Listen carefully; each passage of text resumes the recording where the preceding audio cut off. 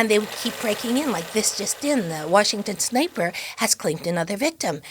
And I thought, I got really upset about it, obsessed about it. I said, somebody has to stop him. And I thought, I will stop him with my psychic ability. Oh my God. Hello, I'm Barbara Crampton, and this is another episode of Scream Dreams.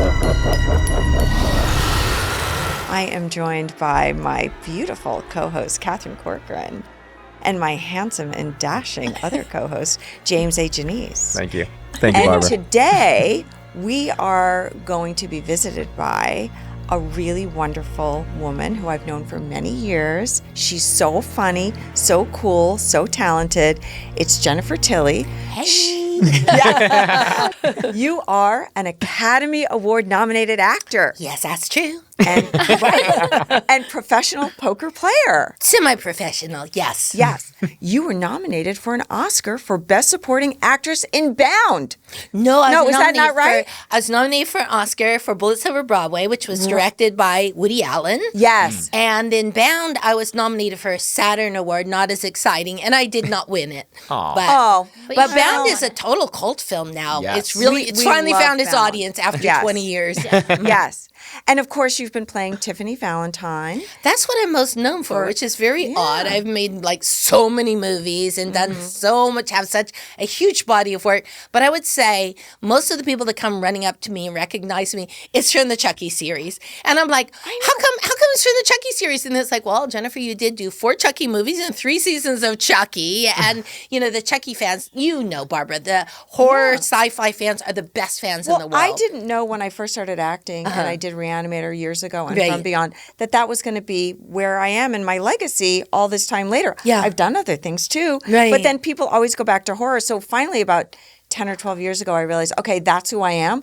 I'm a horror movie actress, so I'm just going to accept that. And you just embracing it. You're like queen of horror. Like I've been at Comic-Cons when Barbara comes out and it's like, hail, hail, the queen is here. They're just like, I call love her the so mayor much. of Halloween Town. I I really love do. it. She is. Yes. She's the mayor. It's true. And you were retired for quite a while, like raising your... I was raising my kids. And then I got called out of retirement to do Your Next. And I was surprised that my agent hadn't lost my number. Right. And he called me and he said, you got an offer for a movie. And I said, They will find your number if there's some commission in it for them. I know. That's true. That's true. You're living in Africa, cooking out of a pot, and they're like, hello, Hollywood called, Barbara. Yes. Yeah, but then I came back and then I went, oh, this is amazing. I love acting again. I'm going to rededicate myself.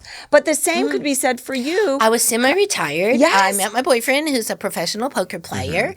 Did he teach you how to play poker? Or no? Well, I learned how to play poker from my dad, and also I was dating an actor that had a poker game, and so he actually taught me how to play.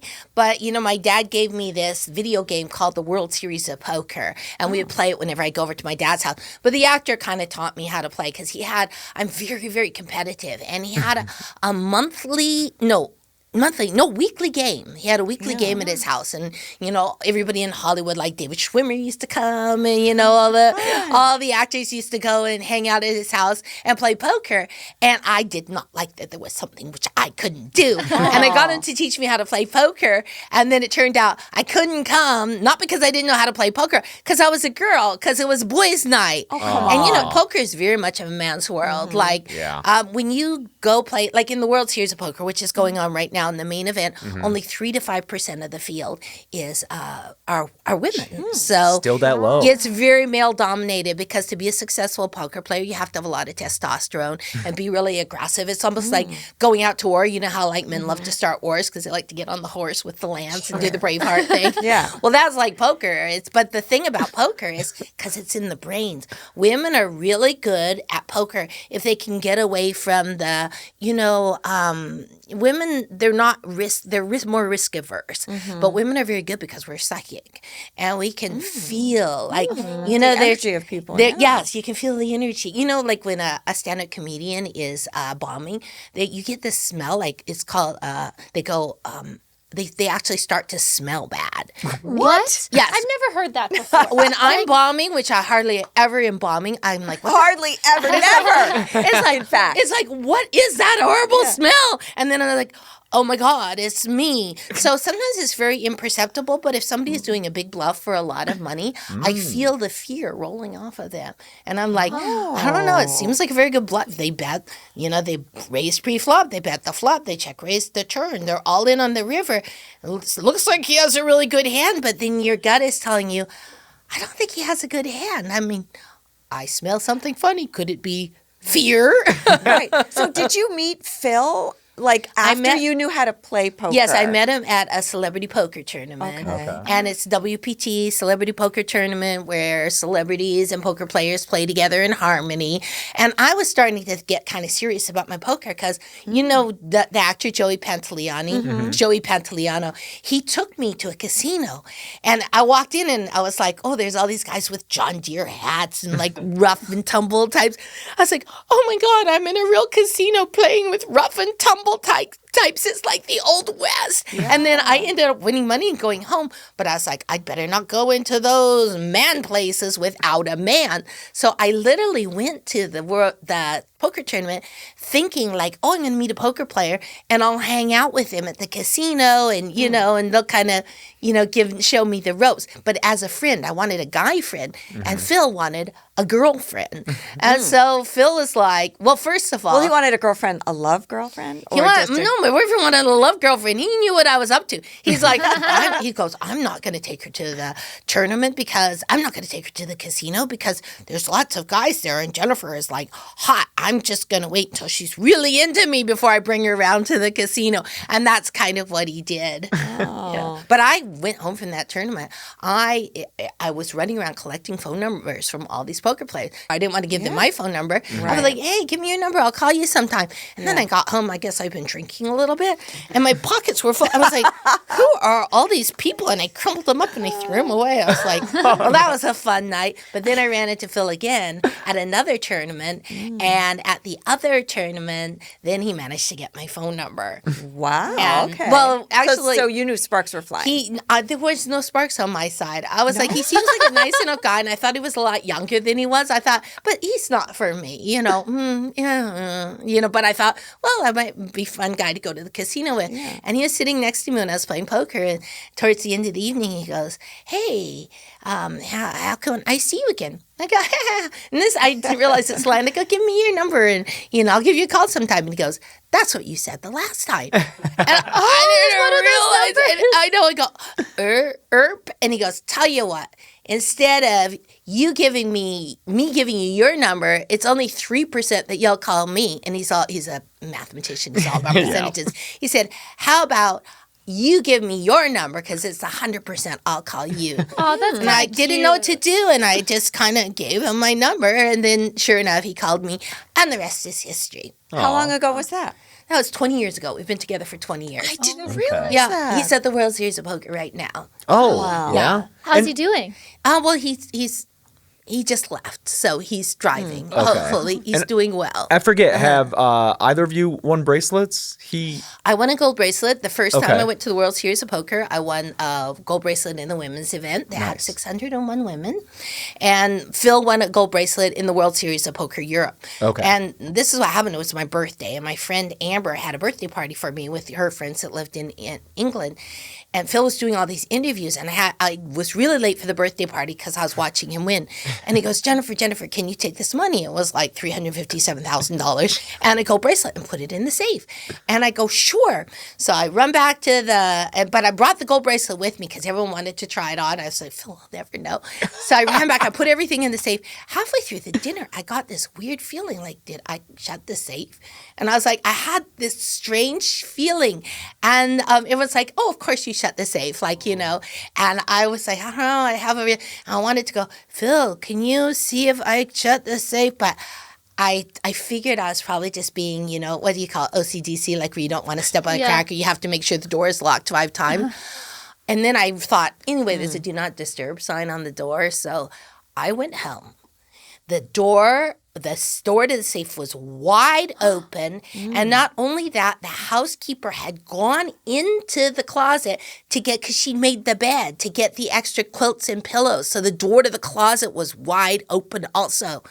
But she hadn't stolen anything. Oh my Wow. God, that's amazing. That The could have money been was really still in bad. there? What they usually do, there's stacks That's of wild. $10,000. What they'll do, they'll go through the stack, and because this happened in Mexico, because poker players are very careless with the money, they pull out a few $100s from the middle of each stack. So at first glance, it looks like nothing has been stolen, and then later on, you find out do the Yeah. math, the it stacks doesn't are add all a up. couple hundred short. Wow. Well, so you have this like profound sense of intuition, and I think as women we're always told to kind of not trust our guts. Like it's like a programming. For me, I'm still trying to learn that it's okay to trust my gut. Have you Right. always had that your whole life, or is that Yes. something you've taught yourself? Well, over the everybody years? in my family is very psychic, but you can do exercises to enhance your psychic ability, and you can also turn it off. And I had a really creepy thing happen. It's sort of a long story.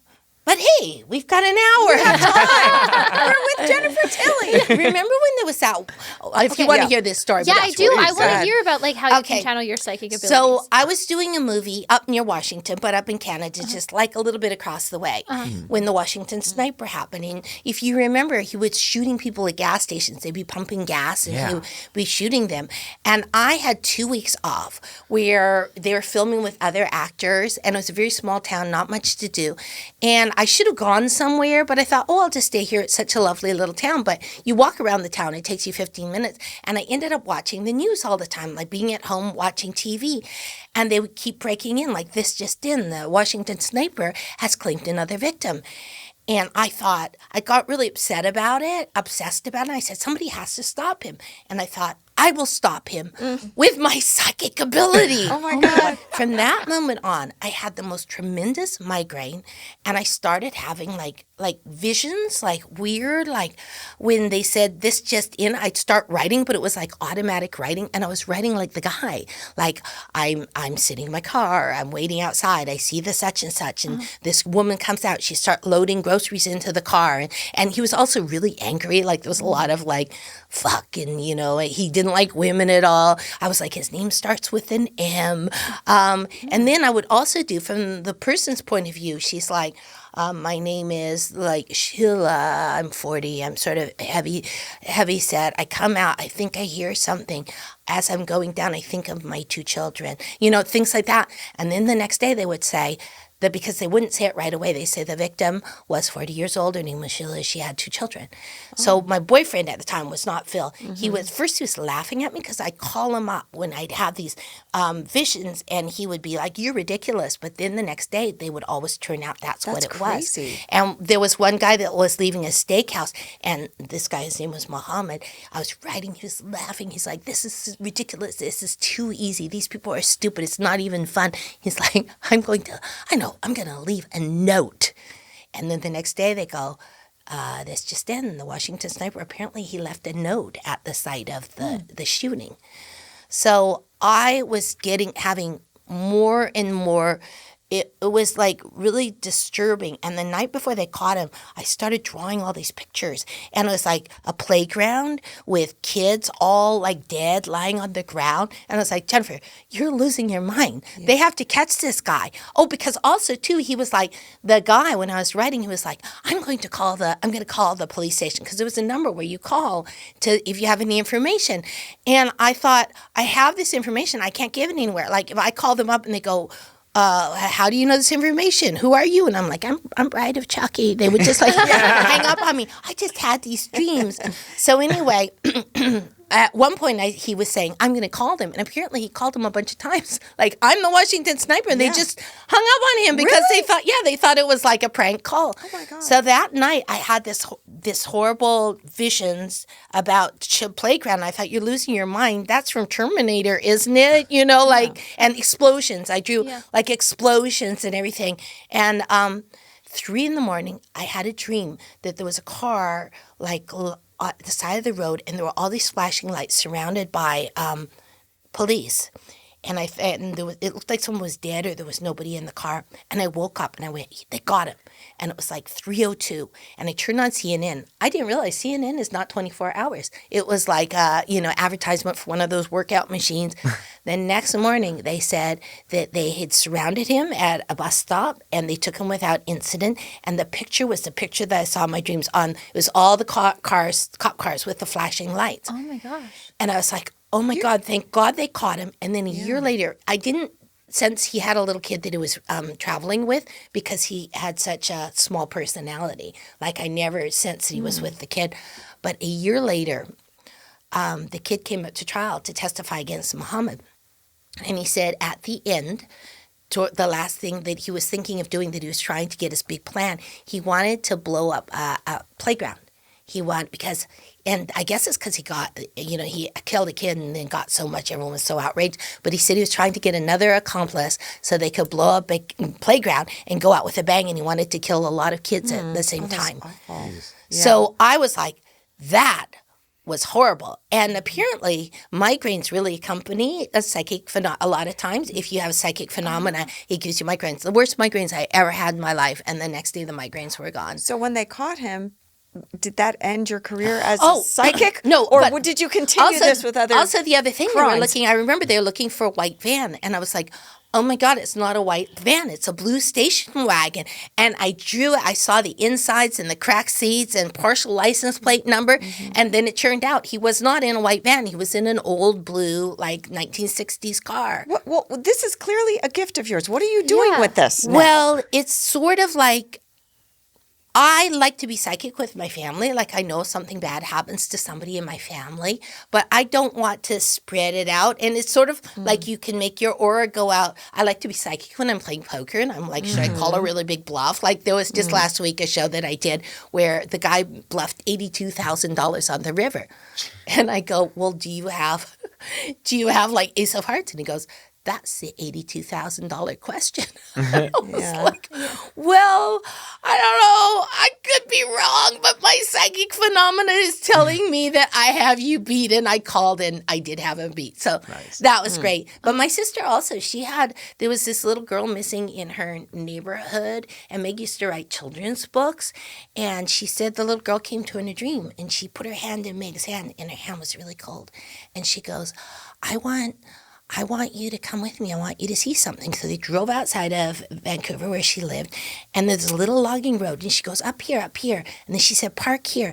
And then in the dream, Meg was walking down the logging road. And the little girl was running ahead and running back, looking back to see if, she was following her. And Meg all of a sudden had a horrible feeling. They were about to go around the bend. And she thought, I'm going to see something awful. And she woke herself up. And then about a week later, they found the little girl's body. And it was in that logging road right around the bend, just where before Meg woke herself up. Wow. So you said you could like activate this ability. Like what do? Do you do exercises? There's exercises that you can do. Like, I have books like Enhance Your Psychic Ability.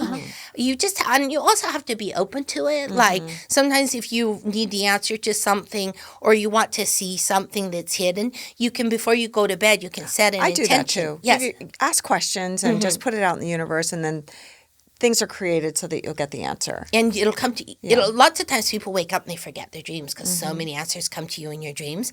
But if you wake up and you say, wow, what was I dreaming? Instead of jumping out of bed and saying, I'm going to have cream of wheat with cheese for breakfast, if you run off. But nightmares are a way of, if you're ignoring something in your life that's very important, your body or your subconscious goes, I'm going to have you have such a horrible dream that you can't forget it. You can't shake it. So then you're going around the day like still in kind of a chill horror, like let's say you're dating a boyfriend that's like a serial killer, and in the dream he like pulls off the mask of his nice friendly face and there's like that's your subconscious saying this person is not what he seems to be. And they give you little nudges in your dreams, but you ignore them. And then so finally you have like such a horrific dream that you're wandering around asking all your colleagues, what did it mean? What did it mean? I dreamt my cousin sprouted a dog's head and started attacking me. And, so that's what nightmares are. Okay, so now I have questions because part of the reason we decided to make the show Scream Dreams and to talk about dreams and nightmares is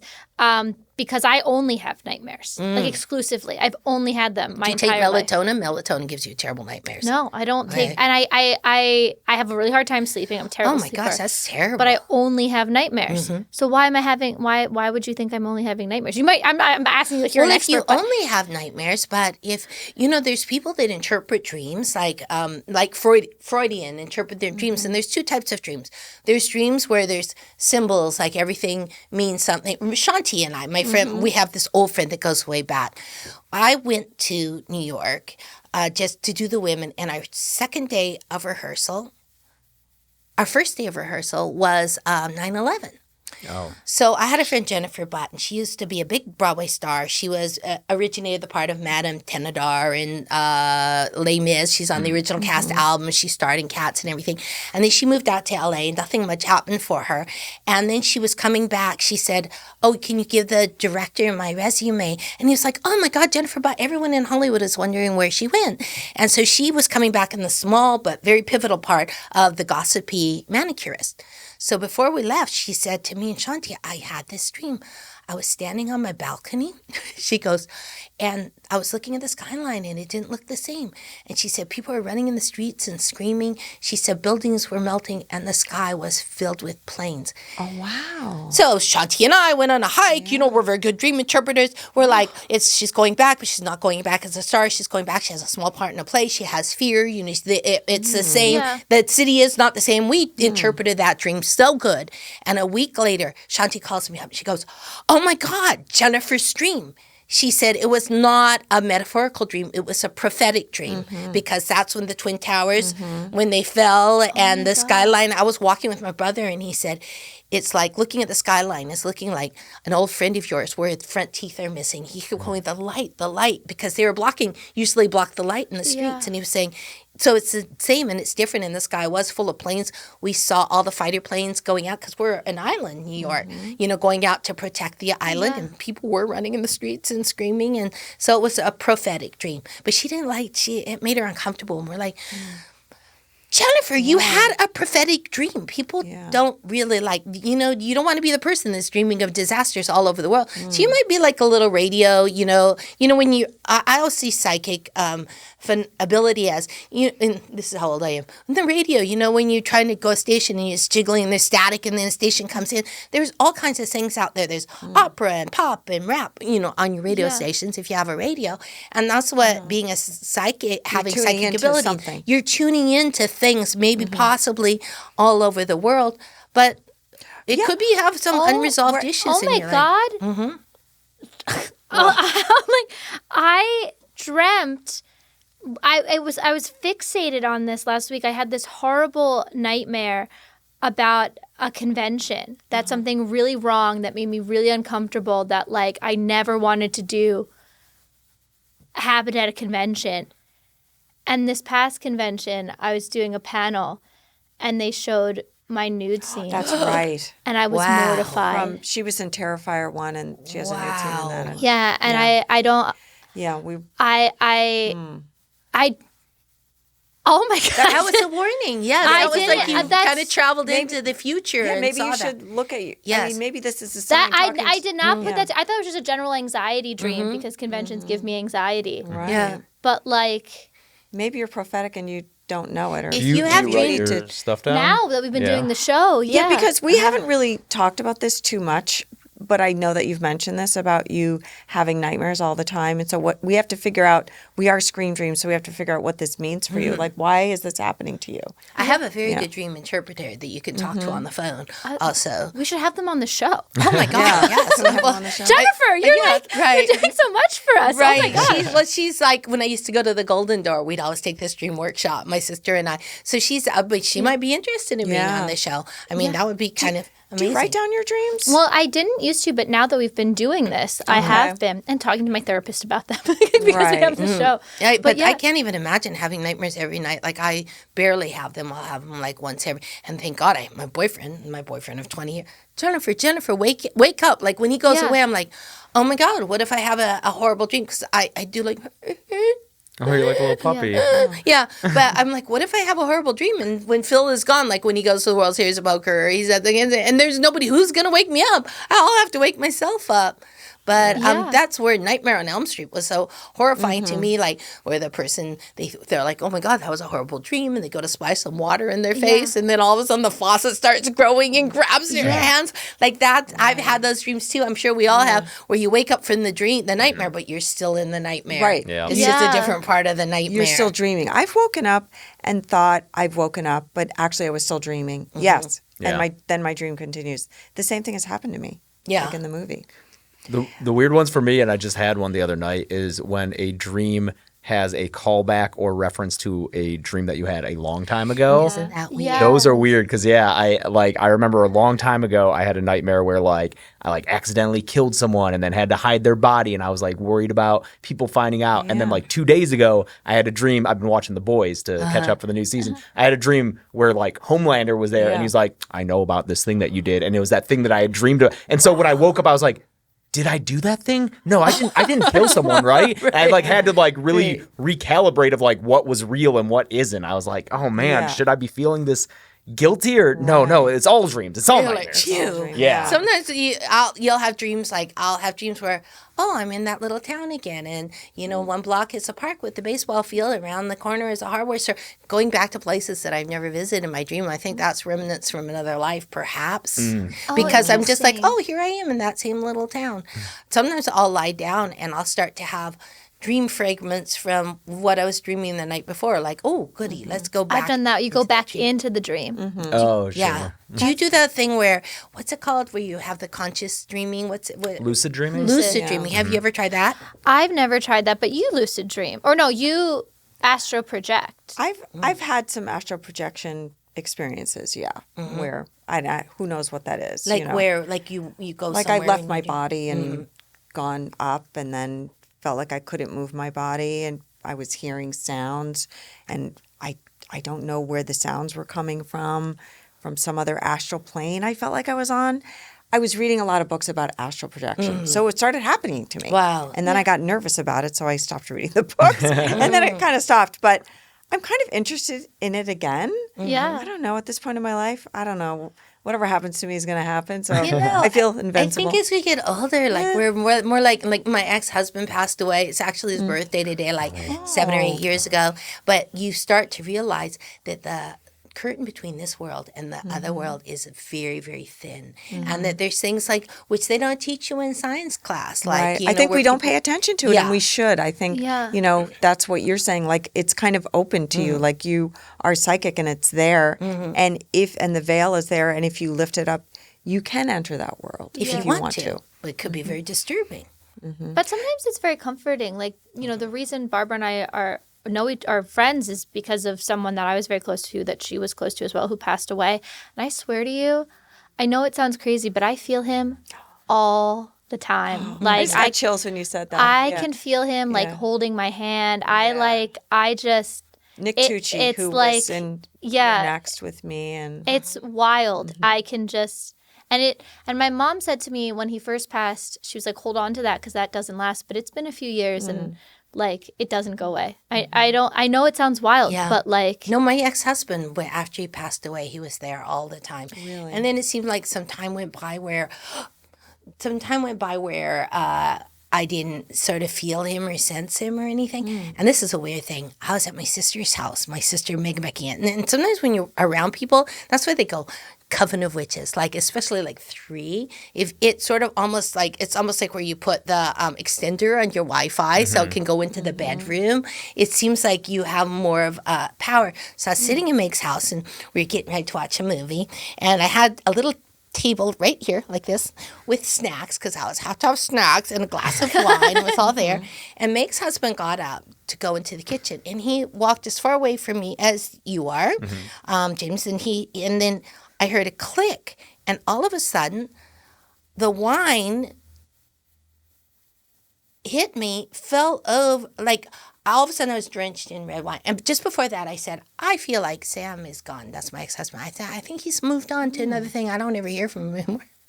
And all of a sudden my whole shoulder and chest was drenched in wine, and I go, Don to Meg's husband. He goes, what? I said, you knocked over my wine. And he goes, no, I didn't. He goes, I was over here. And then Meg said, and then just as he said, no, I didn't, the glass smashed to the ground. So it must have been hovering in the air. It's just like the Haunted Mansion, I swear to God. And then Meg said she looked over and she said she saw the glass in the air and the wine was spiraling towards me like a tunnel. And I actually looked over. When I was drenched here, the wine glass was there. If it just fell over, it would have hit my knee. So, and then Becky said she heard a click. My other sister said she heard a click. And I thought it was Sam having fun with me because Sam also didn't like when I drank. But, you know, that's his sense of humor. I'm going to hurl a glass of wine on Jennifer. But we were all like, oh my God, that was so weird. But I do have a memory of the wine glass right here sort of hovering. And when I said, you poured wine on me, he goes, I did not. And then the glass fell to the ground with a crash. Whoa. That's something. So oh my God. when you're you're so tapped into like these other realms, and we had Dee Wallace on, and she talked about how she's also very tapped in, and she talks about how she uses that in her channel for her characters. Are you able to? Well, this is where I feel like I'm actually glad that I don't act much anymore. And you know, Tiffany, she's a homicidal maniac, but she's sort of a cartoon, so she's kind of a romp. I feel like my sister also said, my sister's an actress, that you have leftover, and I'm sure you guys have experienced this. You're playing a badass girl that likes to wear leather and silver chains and everything. Then all of a sudden, in real life, you start buying clothes, gravitating towards dressing that way, and you know, you pick up their vernacular and their swagger or whatever. It takes a while to go away, and that's why a lot of times you have like romances with your co-star because you see in them the qualities of the characters, and then the movie's over, you're like, oh my God, it's just an actor. Like, what was I thinking? Yeah. But I believe like. I'm semi-retired. Like, I mostly play poker, and I do Chucky because I love Chucky, and I love my character. But talk about that because you came back because they asked you to. Oh, I just going to finish this. Like, I believe you can get too deep. If you're playing a dark character, and I think that's kind of what happened to Heath Ledger, and sometimes you can go so far down into that darkness of another character that sometimes it's really hard to come back. You know, if you tap, like, because of course we all like to play the villains and the evil people the best because they're the most fascinating, like what makes them tick. But sometimes I'll be reading things like, you know, about Hotel Cecil, and I'm like, you know what, I think I should not be reading about this because maybe those entities come to visit you if you become very fascinated with them, just like the Washington Sniper did to me. So anyway, to answer your question, I was, you know, there comes a time in most actresses' lives where all of a sudden there's not any more parts for you. Right, exactly. And I've experienced it. And people like, well, who's that guy that played the Gladiator? Oh, women just don't want to play older characters. It's like, no. There's in every movie, you know, there's like maybe one part for an older character, and then here's who gets it. Dame Judi Dench. I'd love to do Dame Judi Dench. Part Helen Mirren. I have so much FOMO. Frances McDormand, like I want to be her. That movie she won the Oscar for. She had absolutely not a stitch of makeup on, and she was beautiful. But she didn't have the no makeup on for the no makeup look. She had no makeup on. I was like, oh my God, she just rolled out of bed and went to the set. But she's beautiful because her spirit, her character is beautiful. She Was gets that 3 Billboards, that movie? Yeah. no, it wasn't Three Billboards. Oh, Fargo. No, it wasn't Fargo. It was the movie. All the things She she's just win so many Oscars. Wait, what? The movie where she was living in a van, like Yeah. Oh, that okay. one. Yeah. Nomad. Nomad. It was Nomad, that's Nomad. right. Yes, but you Thanks, know. Mark. Yes, thank Mark. you. But there's like, you know, there's a million actresses like myself, like in my age range that don't work at all. Yeah. So you can't point to the 3 older ladies that work and say there's plenty of parts for women, but there actually are. It seems like more in the television realm now. Like all the movie stars are doing like the morning show, and you know the It's gotten television. a little bit better in the past few years. Yeah. I mean, when I quit acting and was a mom and got married and was doing that, I basically had given up because the phone stopped ringing. I give up. And I gave up, and then the phone rang again, and then I came back, And then then I've been never nonstop. then I've been working a lot, but you know, I have my little niche, right? I'm in the horror genre, and so there are parts for me because I've been around a long time. So if there's a part for an older lady, I'm like the Judi Dench of the horror, realm, I guess. That's accurate. But there's still, but there still could be more. But you know, but But with Don got you out of retirement. it's almost like your psychic ability. You just turn it off. I say, you know what? I've been acting for 30 years. I'm tired. I just want to enjoy my life because I was trying for a while where I go to these auditions and you see 20 people just like you that all were kind of working in the 90s, sitting outside. People are very disrespectful. Never got any of these parts because the thing is, if they're having you come into audition, usually Why were they having you audition? Is my first question. You are an, I'm sorry, you're an parts- Academy Award nominee. You've been on Broadway. The fact that you had to audition for is parts I annoying to me. didn't even want, like guest starring on some really bad TV show. But I wanted to show my agent, look, I'm ready to work. I understand I'm not where I was right after I won the Academy Award, and but then I started to get really bad auditions because I wasn't getting them, and then you go in really self-conscious, like, oh, here's another audition I'm gonna blow. And about the point where I got rid of my agents and managers because I was sort of like, oh, I wonder, I just had this stress, like, I wonder if they're going to fire me, like, let me go. And at about the point where I just kind of let them go, that I was going to say to them, I don't want to go on any more auditions. If someone wants to offer me a part, that's fine. The stress and the thing and the putting on the makeup and then going to the Valley, not that there's anything wrong with the Valley, but, driving. We're in the Valley right now. and then waiting with all these other actresses, and then they'd all send me out for parts of grandmas, and then they go, the feedback would be like, we just don't see Jennifer as a grandma. It's like, why waste my time? Even though I'm like that age where I could be a grandma, like my little sister is a grandma. I think she's is a grandma. Yes, I could be. But I was playing poker. I was super happy. You were feeling great. Living You were my doing life. stuff. And then Dawn Mancini, then the Chucky series, like I'd done some cameos in the last 2 Chucky movies, was more Fiona Dorff. She was the star of the movies, and I came in and did a cameo, which was fun. But then he said, we're doing a Chucky television series.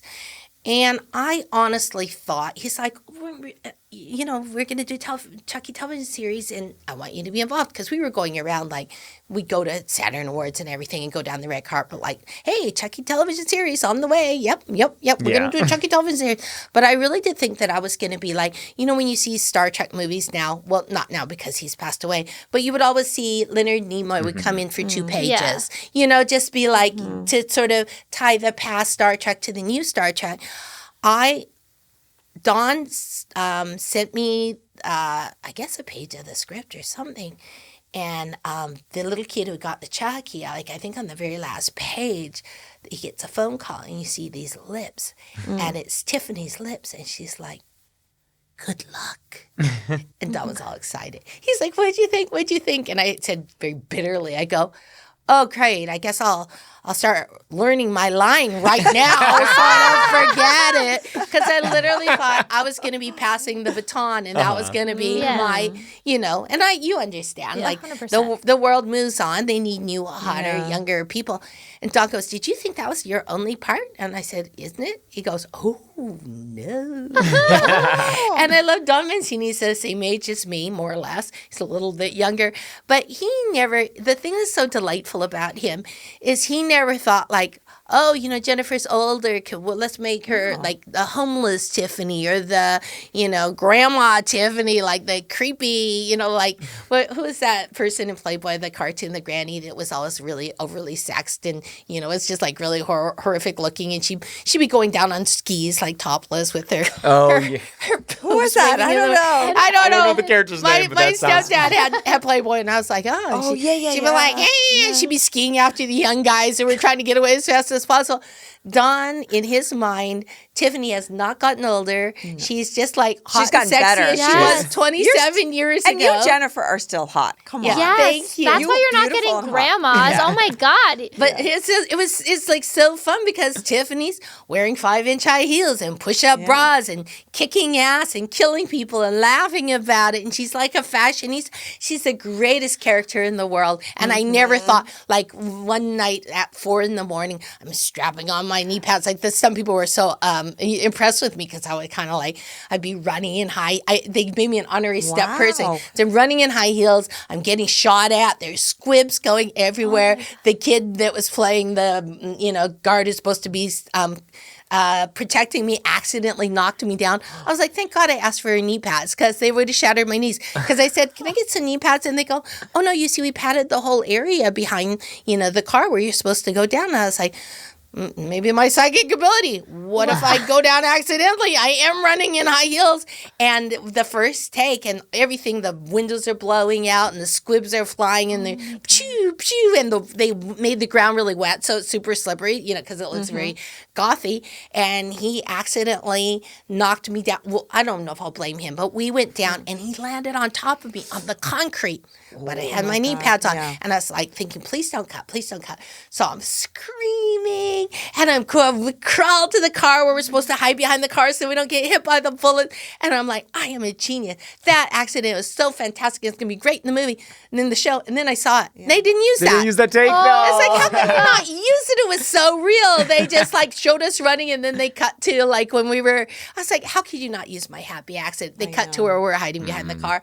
But when I was putting on my knee pads and my high heels and everything, I thought, wow, this is not what I thought I would be doing at my age. But can I just say you have great legs? I've always thought that. Thank you wear beautiful heels and beautiful dresses all the time and you still wear short skirts. Yes. I'm like over the knee now, but you're still above the knee. I wear the short skirts, but there's an old actor trick I learned. There's these Capezio dance skin, which all the dancers wear. They're like chain metal fence. They hold you in. Really? They're I like used to know about this. Yeah, it's like support all the way to the top, so you can be sexy. But you'll notice that Tiffany is always wearing those fishnet stockings because lighting wise, my legs look great in bright sunlight, but sometimes if there's a weird cross light or whatever, it's like you look like. Did you ever read Babar when you were a kid?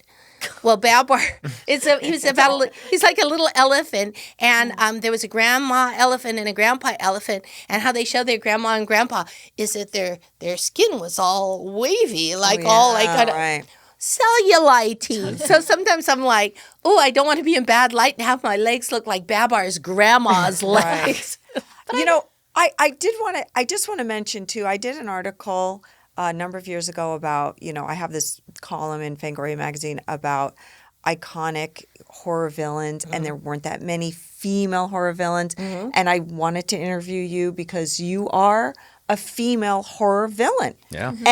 And that's an amazing thing. Like, you're one of the top people who's in horror as a villain. And, coming back and what you've done on the show has been amazing, like everything you're talking about. Well, the things I found out about, which is really astonishing, and I found this out when the internet happened because I was probably the last person to get a computer, but people love Chucky and Tiffany, but they identify with her. Tiffany thinks she's delightful, and the audience thinks Tiffany is delightful too. And they make excuses for her, when she's killing people. Well, everybody has a bad habit. Some people chew gum, smack their gum. Some people kill people, but she feels bad about it afterwards. She's trying to wean herself off of killing. She's a horrible mother, but I think her saving grace is she wants to be a really good mother. She has such love for, her children, but, they kind of it's not super reciprocal because she's kind of a fuck up, really. And I think everybody can identify with that. But they really do love Tiffany. And I think that she's not like a nameless, faceless, evil person, like where you look at Jason or the guy from Nightmare on Elm Street. She's just not behind a mask. She has a personality. Yeah, she has a personality, and just people think she's funny. And charming. It's funny because Fiona, I know you had her on the show. Yeah, she's doing interviews, and I'm almost like a little shocked because you love your character so much. She's like, oh, Fiona can't wait to get Tiffany. She's going to torture and take her a piece little by little. I'm like, what did I do? What did Tiffany do? It's yes, Tiffany cut off her arms and legs, but it's because she loved her. And I can't, honestly, I can't wrap my mind around why Fiona/Nika, why Nika is so mad at me. It's like, move on. That happened a couple of years ago. Right.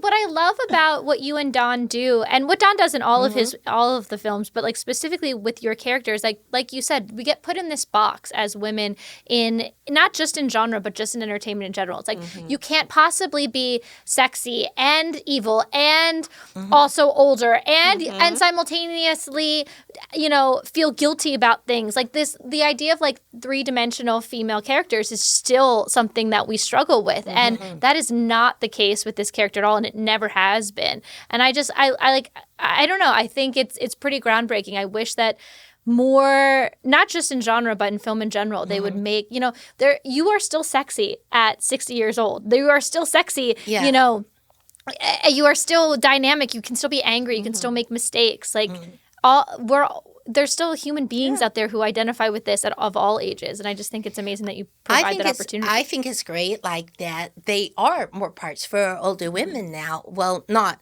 in the horror genre. But I love when I see a woman my age. It's like, I remember when I was younger, one of the most amazing performances I saw was Simone Signoret when she was in her 60s, and she did a movie called Love Letter. And it was like about this, lonely woman, and she was getting these love letters, and it was like really opened up her life. And then I think they were from her brother, who also, it was sort of like a blind date situation. I kind of don't remember, but I remember it's like the Frances McDormand, how she was so beautiful, whereas she was really beautiful when she's younger, but I thought she was so beautiful because of the humanity and, her heart and her soul. So I really do believe that actors... you have so much more to offer as an older person. And when I was younger... more experience. We know more now. I would always be losing parts to models that had never acted before. And especially in comedy, I'd say, don't they want another comedian to act opposite them? Because I'm a straight person, but I'm good at timing. And they're like, no, they don't. They want their girlfriend to be the cheerleader that they didn't get in high school. And a lot of these women that were always getting the parts that I was up for don't act anymore. Because anybody can be young and beautiful. But, to maintain a career and act and hold an audience's interest, that takes more. Right. I'm trying to... More skills. More skills, but yeah. How much do you put your own self into Tiffany? How much is, because we say if we're this character in this situation, we would do this. I think everybody draws on themselves. I would say if I'm playing a villain that's very angry and kills people, I take the anger that I have so buried deep inside, the little bit, and then you expand it like a flower. When I was in China, I bought these they're chrysanthemum teas, and they have these beautiful glass flower pots. You drop this little tiny bud into the teapot in the hot water, and then it expands and fills up the whole teapot. So that's how I see with myself. Everybody has that in them, and I take it and I expand it. It's instead of being 5% of myself, now it's 95% of myself. So with Tiffany, I think I draw on the fact that she really, really, really wants to be loved. She's a little bit like Oliver, the character I played in Bullets Over Broadway. She doesn't think that she's good enough. She really wants her voice to be heard. And she's now she's kind of coming into her own in that she was in a pretty toxic, kind of abusive relationship with Chucky. And she's starting to understand, I'm a strong woman in my own right, and I don't have to always do what Chucky does. And also becoming a mother, I think, opened her up to understand that it's not all just about her.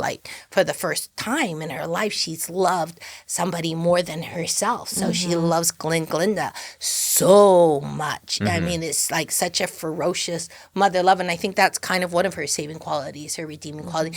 But it sounds so ridiculous because I'm doing, I'm playing the bride of Chucky, and to be talking about, my process, Daniel Day-Lewis, and, the unplumbed depths of Tiffany. No, your character and just you and your performances over so many movies. I mean, it's I think it's why Chucky has hasn't endured so long. Yeah. Because, obviously those first 3 movies were beloved, but I think it was you coming into Bride is what made it, solidified that franchise as I a think so horror too. great. You But also- made a big impact. Also, the thing is, Don Mancini is such a great writer, and he never wants to do a retread of Yeah. what came before. That's what I love like. about He's the world's biggest fan. When he gets in you a pickup or a movie assignment, he's like, as a fan, like, what would I like to see next? And I love that he brings back, like, he brought back Christina Elise, who was in the second that's Chucky right. movie, and he brought back when he wrote the part for Andy Barclay. The studio's like, what a great idea! Let's bring back Andy Barclay. Who should we get to play Andy Barclay? And he goes, well, Alex Vincent, of course, he's Andy Barclay. And they go, well, has he acted since he was 8 years old? The answer is no. Yeah. He's like living a regular life. But he said people want to see the real Andy Barclay come back and get revenge on Chucky. Absolutely. They don't want, all the people that the studio was proposing.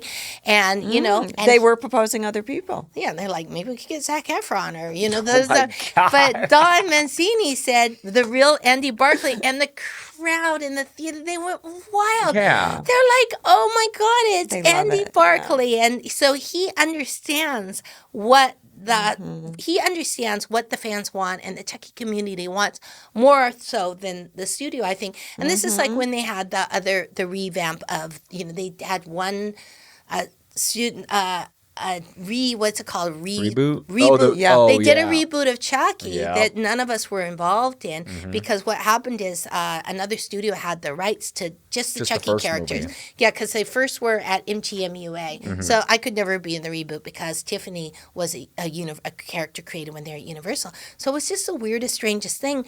And Don actually said, it was really good, but people rejected the Oh, Chucky. did he say that about the movie? Yeah, he said it was good. And the fandom, the Chucky community, they're like, oh, this is interesting. They liked it. Everyone liked it. But they all agreed. Everyone was like, but that's not Chucky. Like, Chucky is Brad Dourif. And, the Chucky that they grew up with, they rejected the reboot. And we were really nervous because Don already had 3 episodes. He already had a deal to do the television series and to do more Chucky movies. And we were sort of like, it's like, remember that movie Us, where people are walking into weird, sort of strange, different looking versions of their character? We were like, are we going to be in a universe where we're not relevant anymore? Because they had plans for a sequel for that other Chucky. Like, is there room? I remember in the when that world was for going two on. Yeah, it was a That big time, deal, yeah. and And it got good reviews too. I addressed it on my channel when I covered that remake. I was like, this movie is fine, and Yeah. everyone involved did a good job, but Yeah. like the issue is that we don't want to discard or like overwrite the true original Chucky series. And that was the fear, is that like, what if this movie does really well and they just decide to make those instead of going with the original that's already still going strong with all the original cast. And thankfully, I think the fans were like, yeah, that was fine, but we want the real thing. Right. Yeah. But it was fear. We were. I bet, yeah. We were all like, who are we? Are we? We like all identify with.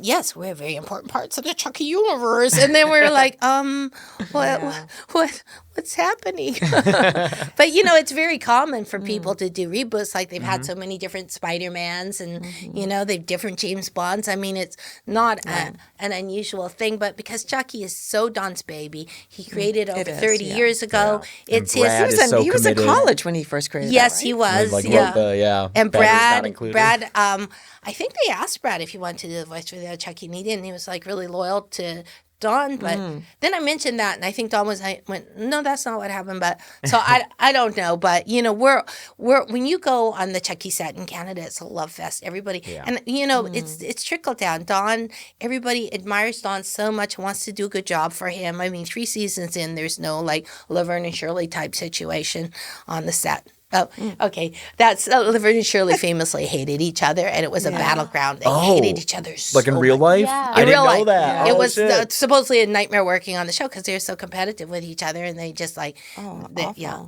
I didn't know that. But yeah, I mean, it can happen. There was a whole book about Lost about how everybody started to get all, like, I'm not getting enough, and you're in, who's, jostling for position, and we all feel so privileged to. Well, that comes from the top, doesn't it? It comes from Yeah, the top. for sure. It comes from the top. Speaking of which, we were supposed to play a game today. But we're so much fun talking to you that we have used your time. Oh, we ran out of Yeah. time. But- Oh my gosh. but- Can I ask one quick question? Yes, please. Favorite casino in Vegas? Yes. I like the Aria because that's where I play. I do a lot of shows called poker, like high stakes poker and everything, and I love the Aria. And, No, that's where I got robbed. No, My stop. money was stolen out of my backpack from my room. Oh my God. From your room. That's so like I awful. left right? because I accidentally had cash from a convention. Oh my Because God. you get paid in cash at Right. conventions. Somebody probably followed you back to your room. I I'm guessing. think a worker may have overheard me when I found Yes. it because I was like, "Oh my God, dude, I found this!" And then we like left to go do stuff, and when I Right. came back, it was gone out of my backpack, Yeah. and my buddy's backpack was also stolen. Oh, so, that's horrible. Yeah, yeah. you know, like at the Commerce Casino or like sometimes at casinos where they know they'll do a whole set of rooms where they know all the poker players because poker players traditionally walk around with a lot of cash. Yeah. Phil flew to Vegas with $250,000 in his backpack and accidentally left it at check-in for like 15 minutes and ran back and it was still there weirdly. But Phil, you know, he's been a professional gambler for 30 years. He says when you go in the room, even if you put it, remember when you can't remember your combination, you know, the little safes, and they just pop it so easily. He's like, that's not where you should put your valuables. He'll look up, like there'll be an air vent. He says people don't look up. So in the ceiling, he'll slide open a thing and put his money in there. Or if there's a really, really tall cabinet, you know, they've never been dusted for ages, you put your money on top of that tall cabinet. He says people traditionally don't look up. But the first place you're going to look for money is in a safe. Yeah. And the second place is in a backpack that's lying on the floor. And also, do you play craps at all or just poker? I don't. You know, my boyfriend calls those leaks. Like a lot of poker players have leaks where once they have to. I once read before I was a professional gambler, the gamblers aren't addicted to winning. They're addicted to the sick, anxious feeling they have when they're losing. And I said to our friend Shanti, I go, because at the time I considered myself a shopaholic. I go, that's us. I said, we're not addicted to buying the things and taking home. Just a sick, anxious feeling like, is my credit card going to get rejected? So, and it's kind of true because it's like such a relief when you start winning again. Yeah. So my theory is that professional poker players, a lot of times they can't stand to be a winner. So if you're so good at poker, you're always winning in poker. Now you hit the craps table or the baccarat, or, you know, on the way out of the casino. And you have a sick compulsion to leave your money in the casino. Wow, that's so interesting. Well, I'm going to ask you then because Right. we had this deck of cards for you and we wanted to play with you. And James said that it has always been a dream to play.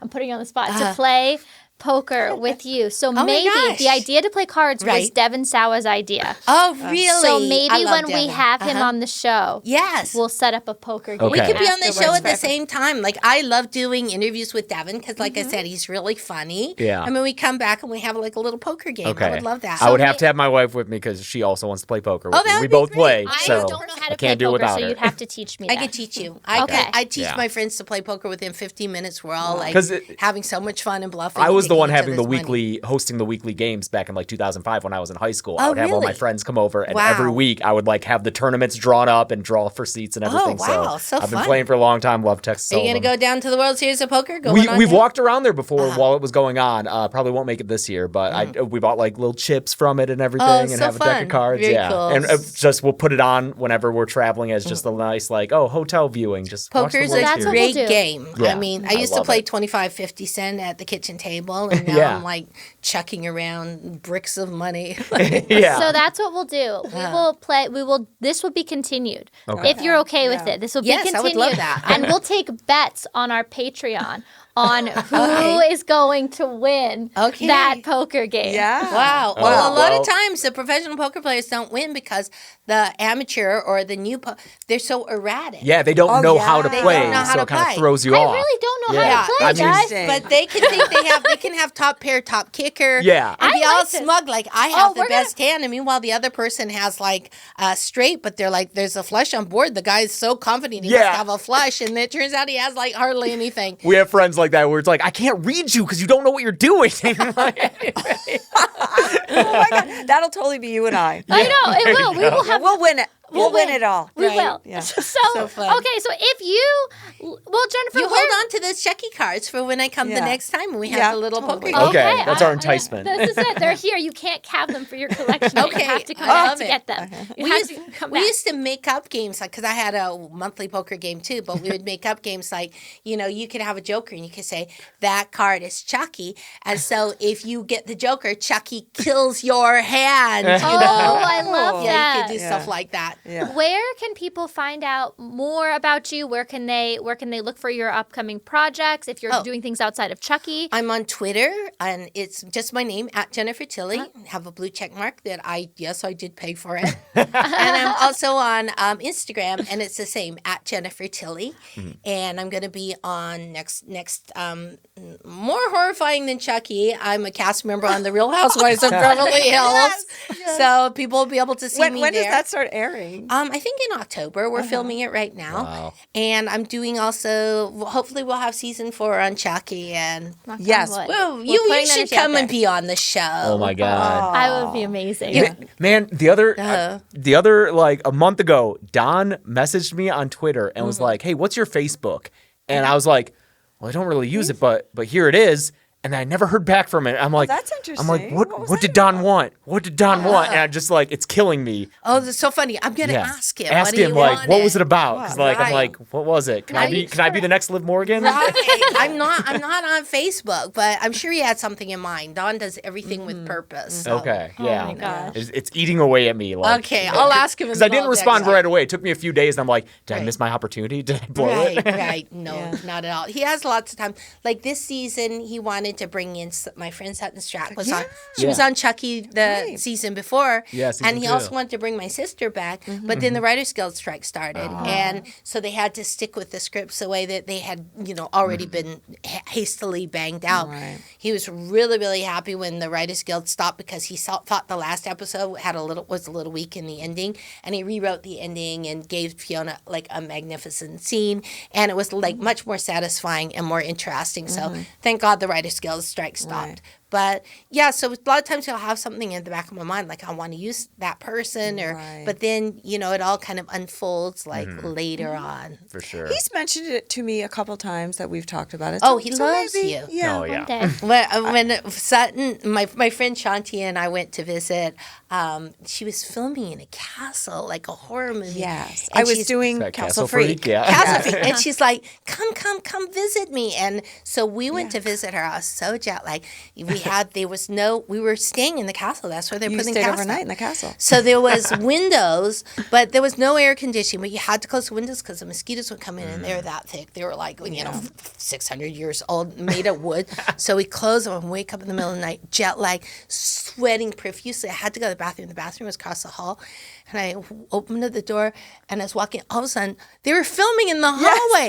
This giant filming night monster shoots. is coming Yes. at me, and I'm like, ah! Yeah. I'm like half asleep in a castle. I'm like, what is going on? Yeah. Just another day That in the was office. fun. Yes. It was so Yeah, fun. Jennifer Tilly on the set of Castle Freak. Yeah. Oh my God. so You fun. should have been inserted in the movie somehow, Yeah. but Right, didn't right, happen. right. Yeah. Well, it's been amazing. Jennifer, So great to have you you. have made our day. I have to tell you. Yeah. We're so excited to have you. And We this has love been you. Thank you. Our We had so everything we much could have fun. imagined and more. It's really great talking to you and meeting you guys, and we can come back for that poker game. Please come Oh, back. yeah. Yes. We're going to tell everybody they have to write in and call and do anything they can to make season 4 happen. Right. Yes. Well, hopefully it is. I mean, Don Mancini pretty cheerful these days. I can't imagine why they haven't renewed us yet, but we don't know what's going to happen. But I think they have to. Yeah. I think they have to. They must. And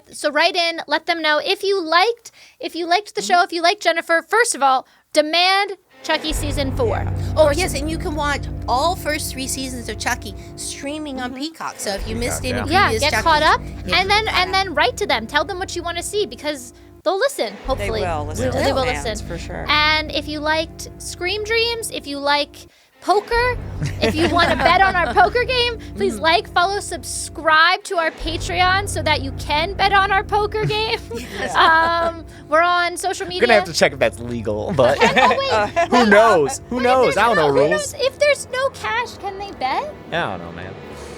We'll figure it out. There's always a way around that. There- As a professional gambler, I know there's always a way around. We're going to Yeah. figure this out. We're going to figure this out, and we're going to have you back for a poker game. Yeah. Thank you so much, Jennifer. Thank This has been you. amazing. Thank you Until for next coming. time, I'm Catherine Corcoran. I'm James A. Janisse. And I'm Barbara Crampton. this is Scream Dreams. Be sure to leave the light on. I love having 3 hosts. It's nice. It's like That's you're having brand new. You know a what? kiki. Normally, I'm not a host. These guys are the hosts, and I'm the Right. side barb. And I Okay. come in and just play a game. But Right. we decided